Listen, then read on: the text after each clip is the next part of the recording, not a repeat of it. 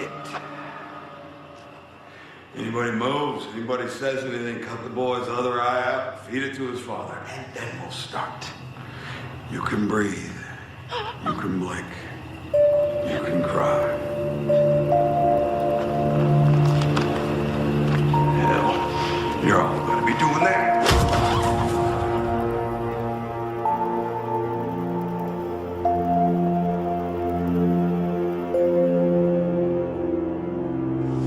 No. Those are yours. You guys will need them for your trip. You will too.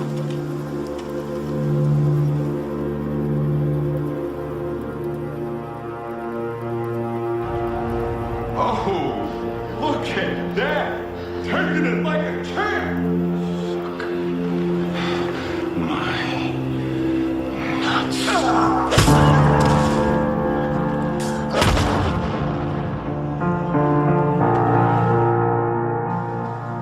However this plays out, however long it takes for the reset button to kick in, you can be safe there. Safer than you've been since this whole thing started. I've come to realize things have worked out pretty damn well for me.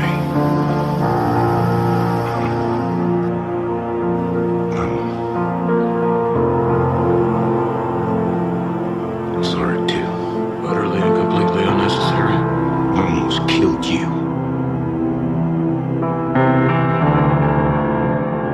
I most certainly needed it between here and Houston. But your services are no longer required. The truth, plain and honest. Where are you going? Oh, my services are no longer required. When I first met you, I thought you were the last woman on Earth. You're not. You had a bite of dick, Eugene. I mean that with the utmost of respect. I'm afraid to go back to it with somebody close.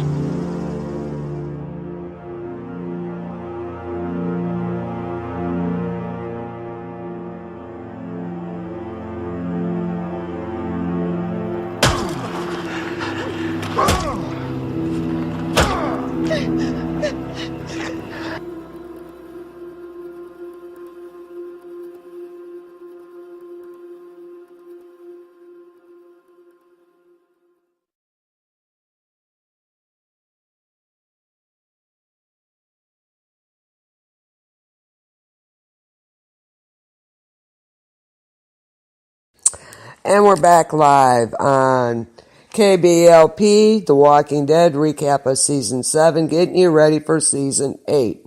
You need snow tires. Yeah, they're coming back with snow tires now, rather than the all-season tires, I noticed.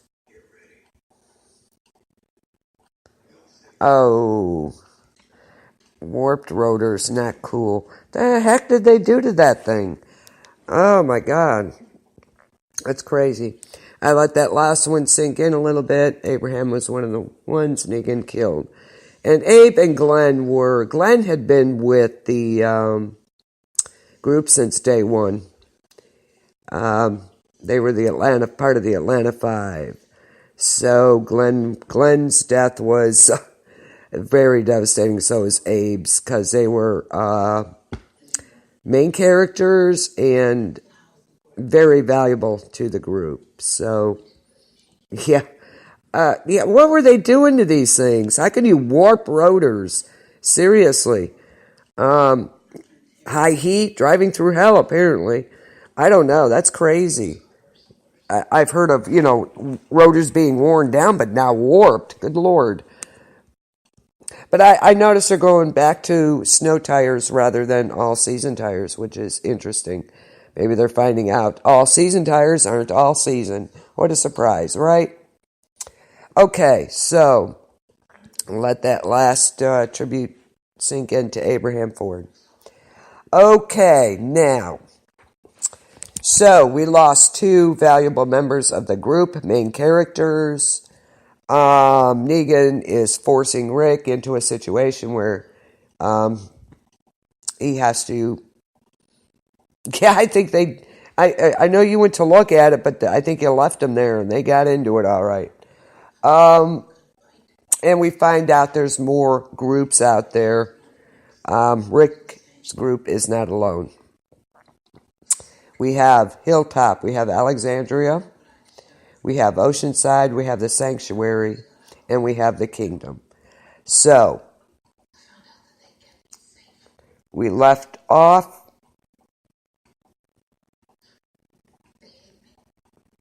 with Negan showing Carl, Rick's son, all around the sanctuary. He kind of like takes him under his wing, but yet he kind of makes fun of him too. Because, like I said, he lost an eye, and he makes him take off the bandage. He's like, "Ooh, no wonder you have that bandage on. Wow." And he makes Carl cry, the big bully. So, and before all said and done, he ends up taking him back over to Alexandria. In the meantime, someone slips Daryl a key to his cell. He escapes and kills the savior before hopping on a motorcycle, which they took his bow and arrow and his motorcycle, and he gets out there and he just beats this one guy. It's just, he's just like, I'm out of here, and you're not going to say anything. So, and back at Alexandria, okay, everybody's starting to get a little antsy, and Rick and another character, Aaron, they discover, because Negan wants them to go out and find guns and ammo and this and that and supplies that they want. So they have to go out scavenging for this stuff, and they discover a payload of supplies on a houseboat. And water walkers are awesome. Water walkers. They are, those are some creepy, ugly looking walkers, let me tell you. And that was really interesting. It was really good, I thought. So they come back with guns and stuff. But I don't think there was any ammo. There was a note in there, and unfortunately, Aaron left the note in there, and they discover it later. So they return to Alexandria, only to find Negan waiting with a group of saviors. And Spencer asks Negan to make him the new leader of Alexandria. I told you, he's a little weaselly, oily, snaky little weasel butt. And he sits on the porch with Negan with some liquor, and they're talking. And it's in waltzers, yes. Water ballet, there you go.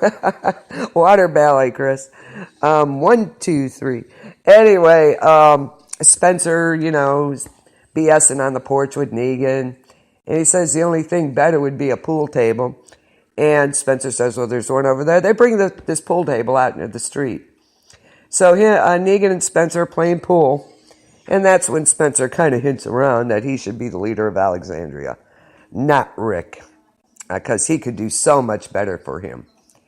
Now, what I like about this, Negan basically calls him out and said, why would I want to do that? Rick is out there working for me.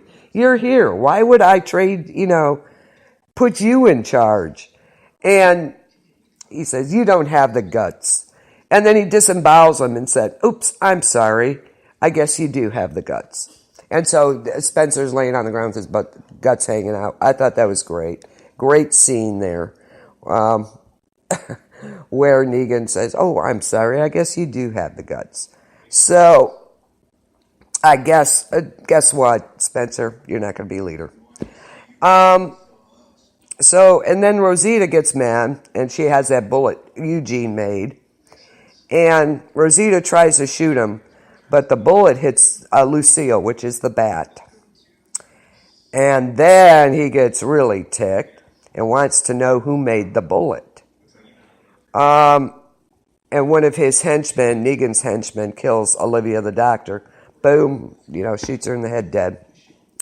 And Eugene's crafty. I'm not sure what's going on with him yet. Oops, yeah. But Eugene finally admits it was him, and Negan takes him captive. Now, Negan's smart. Okay, here's a guy who can make bullets.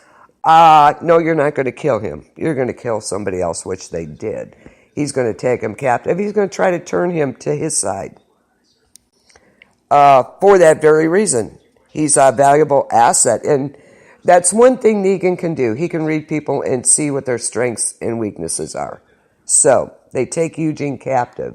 The man can make bullets. What else can he do, right? At that point, Rick's had enough. He's going to fight the Saviors now. He has had enough.